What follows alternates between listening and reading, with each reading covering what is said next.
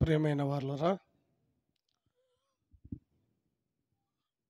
నవలూరు అనే ఈ ప్రాంతంలో టిడ్కో గృహాల మధ్య నివాసం ఉంటున్న గృహస్థులందరికీ ప్రభువైన యేసుక్రీస్తు నామములో శుభములు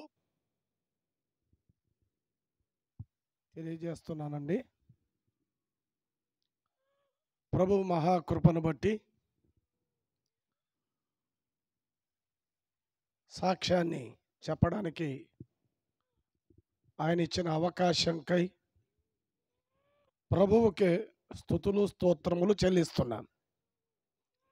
సాక్ష్యము అంటే కొంతమందికి ఏదో తప్పు చేసిన వాళ్ళ పక్షంగా కోర్టులో ఇద్దరు నిలబడతారు కదా, ఏది న్యాయం ఏది అన్యాయం అని చెప్పడానికి. అలాంటిది అనుకుంటున్నారు. ఒక రకంగా అలాంటిదే. ఉన్నది ఉన్నట్టుగా యథార్థంగా ఏది కలపకుండా జరిగినది జరిగినట్టుగా చెప్పే జీవిత సత్యాన్ని క్రైస్తవ పరిభాషలో సాక్ష్యం అని పిలుస్తారు. నా పేరు వెంకటేశ్వర్లు, అందరూ వెంకటేష్ అంటారు. మాది కర్నూలు జిల్లా ఆదోని అనే పట్టణం. నా చదువంతా 5వ తరగతి వరకు ప్రైవేట్ స్కూల్లో నేను చదువుకున్నాను.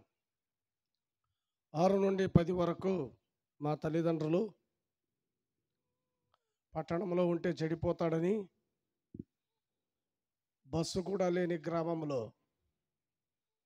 హాస్టల్లో నన్ను చేర్పించారు. ఎందుకంటే ఆ వయసులోనే నాకు సినిమాలంటే చాలా పిచ్చి ఉండేది. కనుక వీరు చదువుకోలేడు అనే ఉద్దేశంతో ఇంగళదహాల్ అనే కుగ్రామం, ఏ బస్సు ఉండదు, ఒక 6-7 కిలోమీటర్లు నడిచి వెళ్ళాలి. మధ్యలో వాగులు వంకలు పొరులుతూ ఉంటాయి. పెట్టి మోసుకొని 6 నుండి 10 వరకు హాస్టల్లో నేను చదువుకున్నాను. ఆ తర్వాత ఇంటర్మీడియట్ ఆదోని ఆర్ట్స్ కాలేజీలో నేను చదివాను, పూర్తి చేశాను. ఆ దినాల్లో స్నేహితుల మధ్య తిరుగుతూ అదే జీవితం అనుకున్నాను. మా అమ్మ చాలా కష్టపడి నన్ను చదివించింది. మా నాన్న పనిచేసేవాడు కాదు, కానీ ఎక్కువగా త్రాగుడుకు బానిసై ఒకరింట్లో పాచి పని చేస్తూ నన్ను మా అమ్మ కష్టపడి చదివిస్తుంటే రాత్రికి వచ్చి ఏదో కొంత సొమ్ము తీసుకొని వెళ్ళి త్రాగి మరలా ఇంటికి వచ్చి కొట్టేవాడు. మా ఇంట్లో నేను ఒక్కడనే కుమారుణ్ణి, మా అక్క ఉంది, ఇద్దరే. చాలా చిన్న కుటుంబం, దీన కుటుంబం, పేద కుటుంబం. సరి అయిన రీతిగా 3 పూట్ల భోజనం చేయడానికి కూడా సరి అయిన పరిస్థితులు ఉండేవి కావు. వేరే వారి స్థలములో గుడిసె అంటారు మా వైపు, చిన్న పాక వేసుకొని నివసించేవాళ్ళు. మా అమ్మ చెప్పేది, కష్టపడి నువ్వు చదవాలి అని మాటి మాటికి చెప్పేది. నేను అంత ఫస్ట్ క్లాస్ స్టూడెంట్ ఏం కాదు, కానీ సెకండ్ క్లాస్ స్టూడెంట్ని. అందులో తెలుగులో మాత్రం ఎక్కువ మార్కులు వచ్చేవి, హై స్కూల్ లెవెల్లో అయినా ఇంటర్మీడియట్లో అయినా. లెక్కలు పెద్దగా నాకు ఇష్టం ఉండేవి కాదు, మ్యాథమెటిక్స్. ఇంటర్మీడియట్ కంప్లీట్ అయ్యి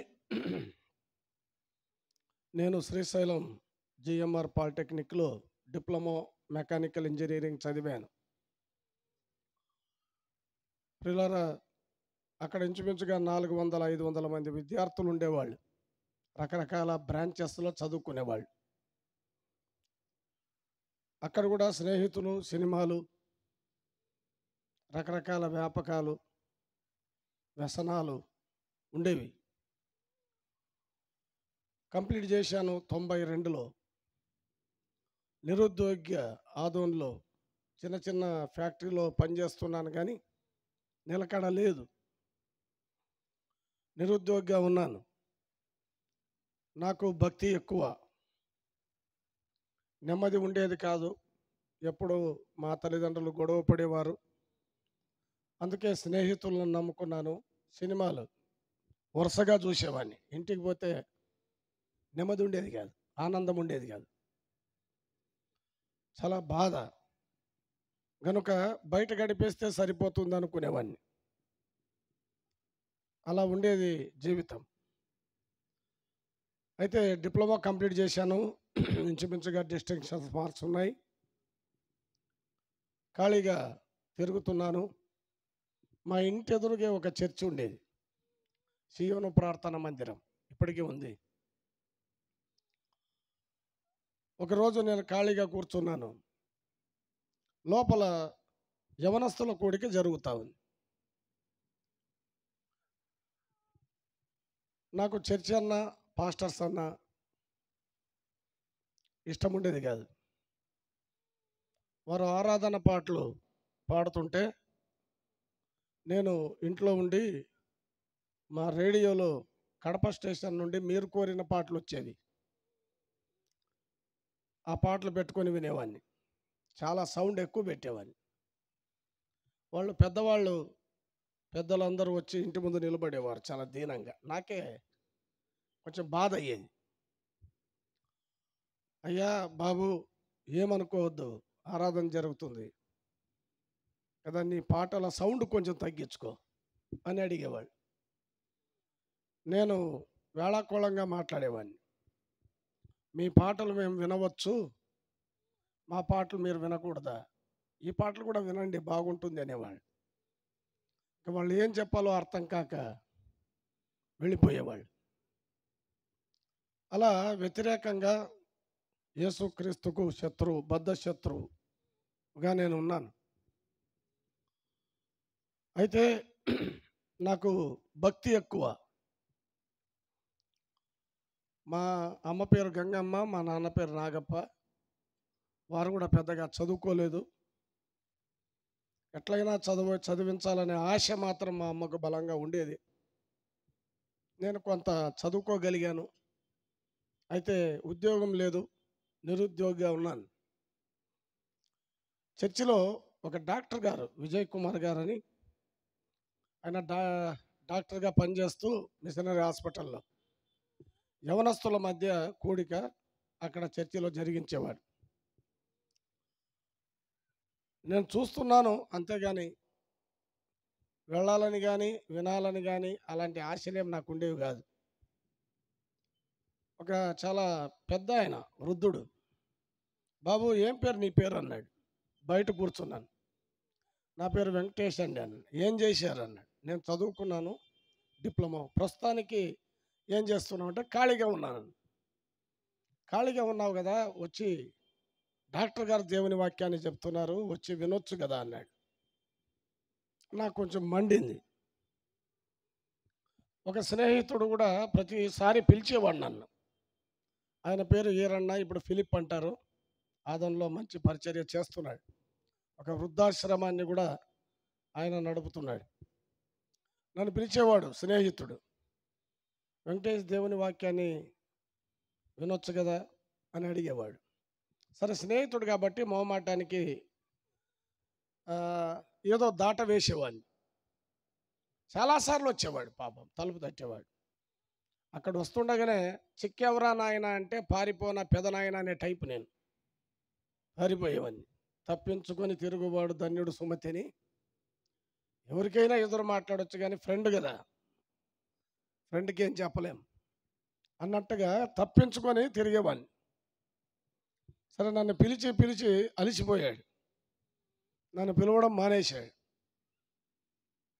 ఆ వరుసలోనే పెద్ద ఆయన లోపల యూత్ మీటింగ్ జరుగుతుంది. చాలామంది యవనస్తులు బాగుపడుతున్నారు. నువ్వు కూడా వస్తే దేవుడు నీకు మంచి ఉద్యోగం ఇస్తాడు, దేవుడు దీవిస్తాడు అని చెప్పాడు. నాకు లోపలికి రావడానికి అభ్యంతరం ఏం లేదు. ఆ గోడ మీద రాశారే ఆ మాటే నాకు అభ్యంతరం అని చెప్పాడు. ఆయన తిరిగి ఆ గోడ మీద ఉండే మాట చదివాడు. ఏం రాశారంటే, గొర్రెలు పోవు ద్వారము నేనే అని రాశారు. చదివాడు ఆయన, గొర్రెలు పోవు ద్వారం నేనే, మంచి వచనమేనా ఆయన. సరే మీరు వెళ్ళొచ్చు, మీరు గొర్రెలు, నేను మనిషిని, కాబట్టి నేను రాను అని చెప్పాను. పాపం పెద్ద ఆయన ముఖం చిన్నబుచ్చుకొని వెళ్ళిపోయాడు. ఇలా జరుగుతుండగా మా నాన్న త్రాగి త్రాగి త్రాగి అతనికి జాండీస్ వచ్చాయి. ఆ తర్వాత అబ్స్ట్రక్ట్ జాండీస్, ఇంచుమించుగా క్యాన్సర్ అని డాక్టర్లు చెప్పారు. తర్వాత ఇతడు బ్రతకడు,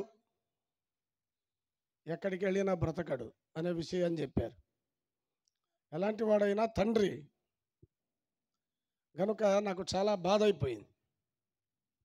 కళ్ళెదుటే మా తండ్రిని నేను బ్రతికించుకోలేనా అనే ఒక బాధ నాలో ఉంది. కానీ చాలా పేదరికం, ఎక్కడికి వెళ్ళి పెద్ద పెద్ద హాస్పిటల్లో చూపించుకునే స్థితి లేదు. స్నేహితులేమో చాలామంది ఉన్నారు. అయితే అలాంటి పరిస్థితుల్లో మా ఆదోని పట్టణంలో ఇంచుమించుగా పెద్ద పెద్ద టెంపుల్స్ ఒక 40 ఉన్నాయి. ఒకరోజు ఉపవాసం ఉండి నేను 40 గుళ్ళు తిరిగాను. మా నాన్నకు బాగా కావాలి, ఆయన బ్రతకాలి. మహాయోగి లక్ష్మమ్మ అని, తిక్క లక్ష్మమ్మ అంటారు, ఆర్టీసీ బస్సుకు ఉంటుంది. నాకు చాలా భక్తి. ఎలాగైనా మా నాన్న బ్రతకాలనే ఉద్దేశంతో ఉపవాసం ఉండి చాలా పూజలు చేశాను. అయినా అతడికి మరీ ఎక్కువైపోయింది, వామిటింగ్స్ కూడా చేసుకుంటున్నాడు. అక్కడ కొన్ని దర్గాలు, మసీదులు ఎక్కువ. దర్గాకు పోయే అలవాటు కూడా నాకు ఉంది. చక్కెర తీసుకొని పూలు తీసుకొని ప్రతి గురువారం వెళ్ళేవాడిని. సరే దర్గాలు ఎన్నైతే ఉన్నాయో దర్గాల చుట్టూ కూడా తిరిగాను. ఏ దేవుడైనా బాగు చేస్తాడేమో అనే ఆశ, మా నాన్న బ్రతకాలనే తపన. నెమ్మది లేదు, ఏమీ చూపించడానికి కావలసిన శక్తి లేదు. డాక్టర్లు బ్రతకరని చెప్పేశారు. ఇలాంటి పరిస్థితుల్లో చాలా ప్రయత్నాలు చేశాను, భక్తి చేశాను, ప్రయోజనం లేకుండా పోయింది. ఒక రోజున అక్కడే కూర్చున్నాను, ఇంటి ముందు ఎదురుగా చర్చి కనబడుతుంది. గుళ్ళ చుట్టూ తిరిగాను, దర్గాలు మసీదుల చుట్టూ కూడా తిరిగాను. ఎదురుగా చర్చి మాత్రమే నాకు కనిపిస్తుంది.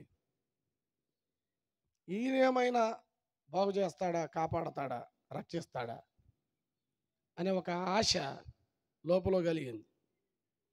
అయితే వారిని చాలా ఇబ్బంది పెట్టాను, చాలాసార్లు దూషించాను. కానీ ఆ చర్చికి వెళ్ళడం ఎలా అని బయట కూర్చున్నాను. మనసులో వాడు వస్తాడు అనుకున్నా. ఎవరు? రోజు పిలిచే స్నేహితుడు, వాడి పేరు హీరన్న, ఇప్పుడు ఫిలిప్. వస్తాడు అనుకున్నా. ఆ రోజు వారపు కొడుకులు ఏవో ఉన్నాయి, వచ్చాడు. నా వైపు ఇలా చూడకుండా, కన్నెత్తి చూడకుండా వెళ్ళిపోయాడు లోపలికి. నా మనసులో అనుకున్న ఆలోచన అది విఫలమైపోయింది. సరే మీటింగ్ అయిపోయిన తర్వాత వస్తాడు కదా అని అక్కడే కూర్చుని, వస్తాడు, నన్ను రమ్మంటాడు, రమ్మంటే అప్పుడు నేను వెళితే నాకు కొంచెం బాగుంటుంది. అహం అనేది నాలో ఉంది, నాకు నేనుగా వెళ్ళలేను, వెళ్ళడానికి మనసు లేదు. అయితే ఒకవైపున మా నాన్న పరిస్థితి ఆరోగ్యం చాలా క్షీణించిపోయింది. మీటింగ్ అయ్యింది, వచ్చాడు. ఆ రోజుల్లో సైకిళ్ళే ఉండేవి. సైకిల్ తీసుకున్నాడు, హీరో సైకిల్ ఎక్కుతా ఉన్నాడు. నాకు ఇంకా బాధ అయింది. కొంత ఆహాన్ని చంపుకొని రోడ్డు కటు మందిరం ఇటు ఇల్లు మాది. నేనే లేచి 4 అడుగులు వేశా. అప్పుడు నా వైపు చూసి తను ఎక్కిన సైకిల్ దిగి, ఏం వెంకటేష్ ఇలా ఉన్నావు, దిగులుగా ఉన్నావు, చాలా బాధ చిక్కిపోయినావు, ఏంటి సంగతి అని అడిగాడు. నేను విషయాలన్నీ చెప్పాను.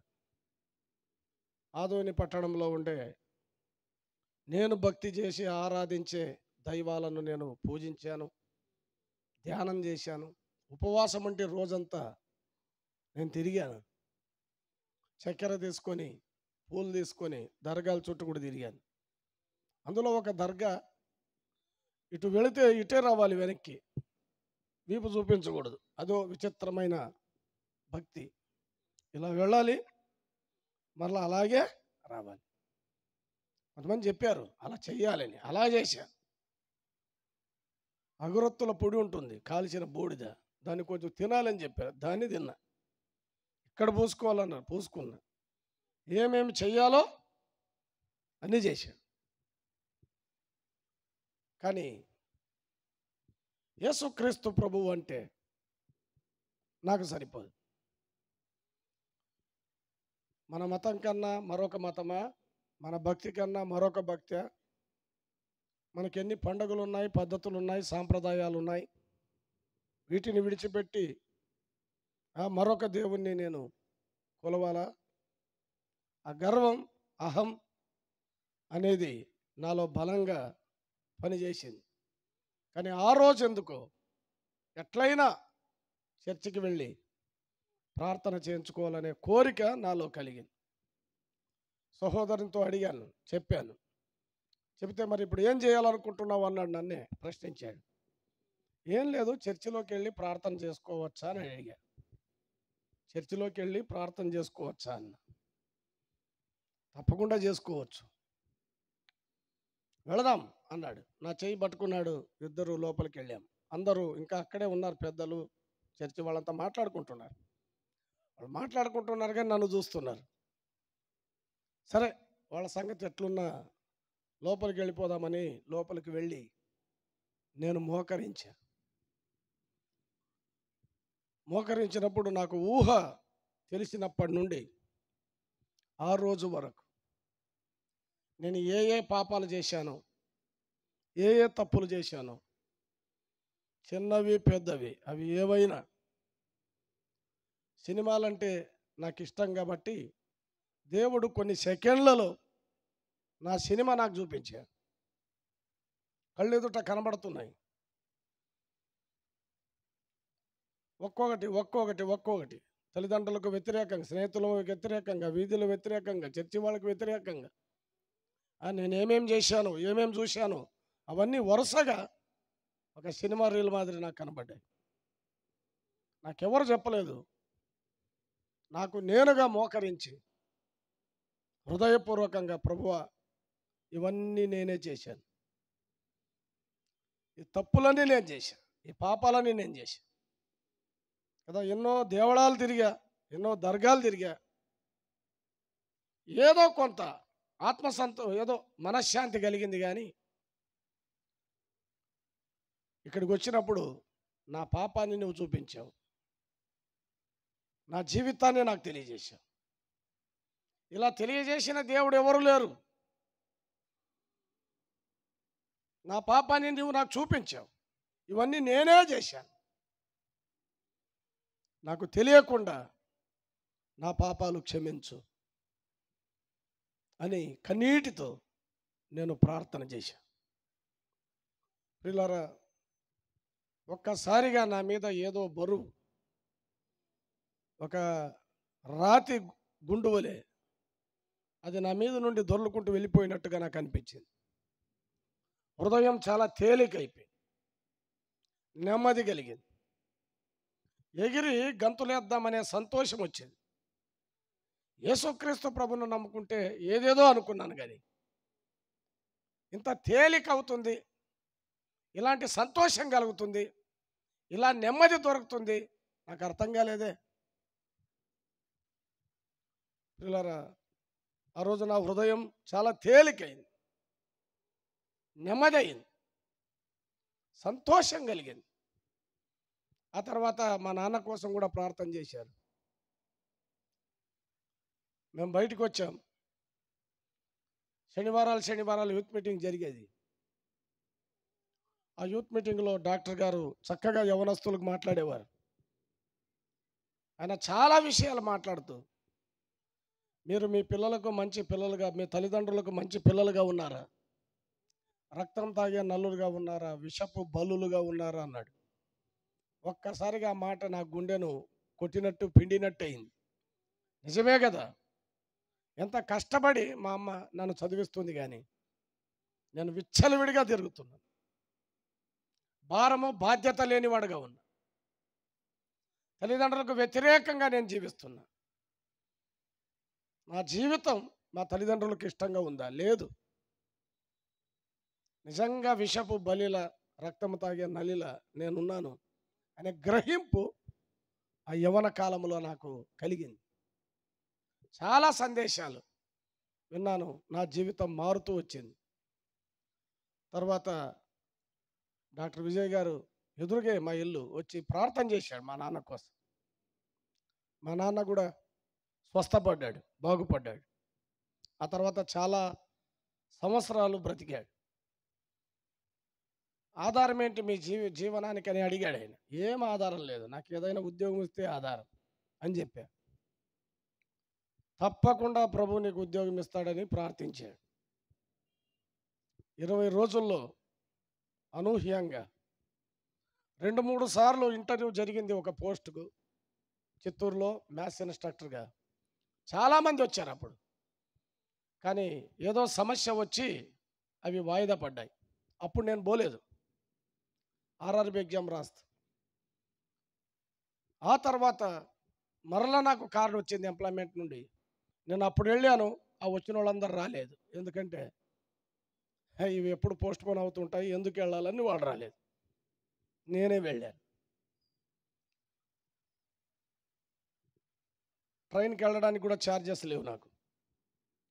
నాకు స్నేహితుడు ఉండేవాడు సుధాకర్ అని, ఆదోన్లో సంఘ పెద్దగా ఉండి కరోనా టైంలో ప్రభు దగ్గరికి వెళ్ళాడు.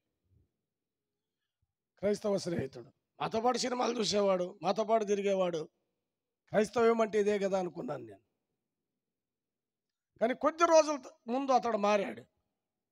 మేము సినిమాలు పిలిస్తే రావడం లేదు, అలా తిరిగి వద్దామంటే రావడం లేదు. గుత్తికి వెళ్తాడు, గుంటకల్కి వెళ్తాడు, మీటింగ్లని వెళ్తాడు, రాడు. ఏంటి ఈయన జీవితం మారిపోయింది అనే ఒక మనసు ఒక వైపున ఉంది. కాబట్టి నాకు ఇంటర్వ్యూ వచ్చినప్పుడు నేను ఇంటి తలుపు తడితే, ఈ విధంగా నేను ఇంటర్వ్యూకి వెళ్తున్నాను తిరుపతికి, ఇంటర్వ్యూకి ఉద్యోగం కోసం. నడిపించు నానావా అనే ఒక పాట రాసి అన్న, పాట కూడా తెలియదు. కానీ ఆ పాట విన్నాను స్కూల్లో ఎవరో పాడితే. మొత్తం ఆ పాట చదువుకుంటూ పాడుకుంటూ వెళ్ళిపోయా. ఉండడానికి కూడా ఏం లేదు అక్కడ. పిల్లరా, వేరే ఒక వ్యక్తి, నువ్వు ఒంటరిగా వచ్చావు, నేను కూడా ఒంటరిగా ఉన్నాను, నా రూమ్లో పడుకో అన్నాడు. మరుసటి రోజు ఇంటర్వ్యూ జరిగింది, ఎవరు రాలేదు. నాకు చదువు చెప్పిన మాస్టరే మాకు మార్కులు వేయాలి, అబ్దుల్ హకీం అని, మెకానికల్ హెడ్. ఆయన నాకు మార్కులు వేస్తాడో లేదో అనేది ఒక భయం. ఎందుకంటే చాలా గొడవ చేశాం, అల్లరి చేశాం. స్టూడెంట్ లీడర్గా ఉన్నప్పుడు ఆయన చాలా ఇబ్బంది పెట్టాం, గోడల మీద ఎన్నో రాశాం. ఎందుకంటే మన హాస్టల్ కమిటీకి ఆయన హెడ్, చాలా డబ్బు తిన్నాడని. కాబట్టి ఈయన నన్ను పాస్ చేస్తాడో ఫెయిల్ చేస్తాడో అవకాశం ఆయన చేతిలో ఉంది. అయినా పాట పాడుకుంటూ ప్రార్థన చేసుకుంటూ నేనున్నాను. అంత విషయాలు నాకు తెలియకపోయినా అద్భుతమైన రీతిగా నాకు ఉద్యోగం వచ్చింది. ఎదురింట్లో బైబిల్ కూడా లేదు, ఒక పాత బైబిల్ వాళ్ళు ఇచ్చారు. ఆ బైబిల్ తీసుకున్నాను, గవర్నమెంట్ ఐటీఐ చిత్తూరుకి వెళ్ళాను. అక్కడ అందరూ పరిచయం అవుతున్నారు. ఒక ఆయన కూర్చున్నాడు, ఆయన పేరు దేవదానం. పరిచయం చేశారు. ఈయన దేవదానం గారు అన్నారు. మీరు క్రిస్టియనా అని అడిగా. అంతవరకు నేను ఎక్కడ చర్చికి వెళ్ళిన దాఖలాలు లేవు. నేను క్రిస్టియనే సార్ అన్నాడు. మీకు చర్చ్ ఉందా అన్న. మాకు చర్చ్ ఉంది సార్. రేపు ఆదివారం నేను మీ చర్చికి రావాలనుకుంటున్నాను అన్నాడు. ఆయన ఆశ్చర్యపోయాడు. తప్పకుండా రండి అన్నాడు. వాళ్ళ ఇంటి అడ్రస్ అడిగాను. లేదు లేదు, మీ రూమ్ చూపించండి, నేను వస్తాను అన్నాడు. సరే, నా రూమ్ చూపించాను. అయినా వాళ్ళ ఇంటి అడ్రస్ అడిగాను. ఇంకా ఆదివారం, అది మొదటి ఆదివారం. ప్రభు ఎన్నో అద్భుతాలు చేస్తూ వస్తున్నాడు నా జీవితంలో. దేవుని నమ్ముకోవడం అంటే నేను ఏదో అనుకున్నాను మూర్ఖంగా. కానీ ఇంత ఆనందం, ఇంత సంతోషం, ఇన్ని ఆశీర్వాదాలు, దీవెనలు అడుగడుగున ఉన్నాయనే సంగతి నాకు తెలియదు. ఆ రాత్రి 12-1 గంట వరకు నిద్రపోయా అంతే. చర్చికి వెళతానని 2 గంటలకే లేచా. అక్కడ బోరింగ్ ఉంటే చన్నీళ్ళతో స్నానం చేశా. కీర్తన గ్రంథం మొదటి అధ్యాయం నుంచి చివరి అధ్యాయం వరకు మొత్తం చదివేశా. 6 గంటలకి బ్రెడ్ జాము తిని రెడీగా ఉన్న బట్టలు వేసుకొని స్నానం చేసి 6 అయింది, 7 అయింది, 8 అయింది, రాలేదు ఆయన. నేనే వెళ్ళా ఇల్లు వెతుక్కొని. వెళ్ళి ఆయన ఆశ్చర్యపోయాడు. అయ్యో సార్, నేను మర్చిపోయాను అన్నాడు. వాళ్ళకి ఎవరో గెస్ట్లు వచ్చారు. మొత్తానికి చిత్తూరులో ఆ విధంగా నా విశ్వాసపు పరుగు అనేది ప్రారంభమైంది. 1993 నవంబర్ 30, నేను డిసెంబర్ 25న నేను ఆల్రెడీ తీర్మానం చేశాను. అయినా మీరు మరొకసారి తీర్మానం చేయాలి అని అంటే, తిరుపతిలో సభలు జరిగేటప్పుడు మరొకసారి ప్రభువైన యేసుక్రీస్తును సొంత రక్షకునిగా నేను అంగీకరించాను. సభల్లో సువార్తను నేను విన్నాను, అంగీకరించాను. అంగీకరించిన నాటి నుండి ప్రభువు నేటి వరకు ఆయన నా ప్రక్కన ఉండి నన్ను బలపరుస్తున్నాడు. మా కుటుంబాన్ని దీవించాడు.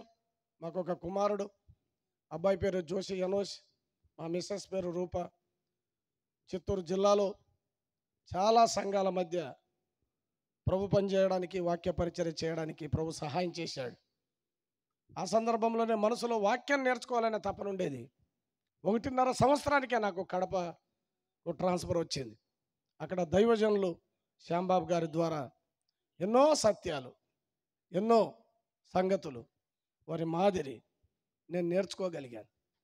ప్రియులారా, సండే స్కూల్ పిల్లల మధ్య, యవనస్తుల మధ్య పరిచర్య చేయడానికి ప్రభు గొప్ప అవకాశాన్ని ఇచ్చాడు, ద్వారాలు తెరిచాడు. గనుక అలాగూ ప్రభువు నన్ను దీవిస్తూ వచ్చాడు. యేసుక్రీస్తు ప్రభువుని నమ్ముకోవడం అంటే ఒక మతాన్ని నమ్ముకోవడమేమో అనుకున్నాను. నాకు ఎవరైనా సెట్ అవుతారు, కానీ యేసు ప్రభువు నాకు సెట్ కాడు అనుకున్నాను. ఏ దేవుడైతే నేను వద్దనుకున్నానో, ఏ దేవుడైతే నాకు కాదనుకున్నానో, ఏ దేవుడైతే నాకు సరిపడడు అనుకున్నానో, ఆయనే నా జీవితానికి ముఖ్యమైన మూలరాయి అయ్యాడు, సరిపోయిన రాయి అయ్యాడు. నేను తృణీకరించిన రాయి ఆయన సరిపోయిన రాయిగా నా జీవితంలోనికి అమరాడు. ఈయన అమరడు, ఇంత నాకు కుదరదు అని అనుకున్నాను, కానీ ఆయన నా జీవితానికి సరిపోయిన దేవుడు అనే సత్యాన్ని యథార్థంగా నేను చెప్తున్నాను. ఇంకా ఈ కూడికలో కదా, ఇదేదో మతం అనుకొని, ఇదేదో మనకు చెందింది కాదనుకొని, ఇంకా అహంతో, గర్వంతో నావలే జీవించేవారు ఎవరైనా ఉంటే యేసుక్రీస్తు ప్రభువును నమ్మండి. ఆయన మన పాపాలను క్షమిస్తాడు, మన దోషాలను క్షమిస్తాడు. ఆయన తన రక్తముతో కడుగుతాడు. ఆయన యుద్ధకు వచ్చు వారిని ఆయన త్రోసివేయడు. నేను ఆయన యుద్ధకు వచ్చాను. దూషించిన వాణ్ణి, తృణీకరించిన వాణ్ణి, హేళన చేసిన వాణ్ణి, గేలు చేసిన వాణ్ణి కదా, ఇలాంటి మూర్ఖుణ్ణి, ఇలాంటి వాణ్ణి ఆయన ఎన్నుకున్నాడు. ఈనాడు సాక్షిగా నిలబెట్టాడు. సంతోష సమాధానాలు నాకు ఇచ్చాడు. యవన కాలములో ఆయన నన్ను రక్షించాడు. వీళ్ళ రక్షించిన నాటి నుండి ప్రభు కొరకు పనిచేయడానికి, ఆయన కొరకు నమ్మకమైన సాక్షిగా ఉండడానికి ఆయన కృప నాకెల్లప్పుడూ తోడుగా ఉంది. ప్రభు ఈ మాటల్ని, ఈ సాక్ష్యాన్ని దీవించి ఆశీర్వదించును గాక. చిన్న ప్రార్థన చేస్తాను. మహిమగల దేవ, గనుడవైన రక్షకుడా, క్లుప్తంగా నేను వివరించిన యథార్థమైన సత్యాన్ని, సంగతులను ఎవరు విన్నారో మాకు తెలియదు. మేము తెలియజేసిన సమాచారం ఎవడు నమ్మెను? యెహోవా బాహువు ఎవనికి బయలుపరచబడింది. మాకు అర్థం కాదు. ఈ టిడ్కో గృహాల మధ్య ఈ ప్రాంతంలో అందించిన సాక్ష్యాన్ని దీవించండి. అనేకులకు ప్రయోజనార్థమై రక్షణార్థమై చేయమని ఈ గృహాల్లో ఉన్నవారిని, గృహస్థులను, కుటుంబీకులను, ఉద్యోగాలు చేస్తున్న వారిని, ఆయా పనులు చేసుకుంటున్న వారిని అందరినీ దీవించి ఆశీర్వదించమని, ఈ మంచి పరిచర్య ఇక్కడ చేయడానికి మీరు అనుకూలపరిచినందుకు సంఘాన్ని, పెద్దలను, దైవ సేవకులను దీవించమని ఘనత మహిమ మీకే చెల్లిస్తూ యేసుక్రీస్తు ప్రభు అతి శ్రేష్టమైన ఘనమైన నామములో ప్రార్థన చేసి వేడుచున్నాము తండ్రి. ఆమేన్.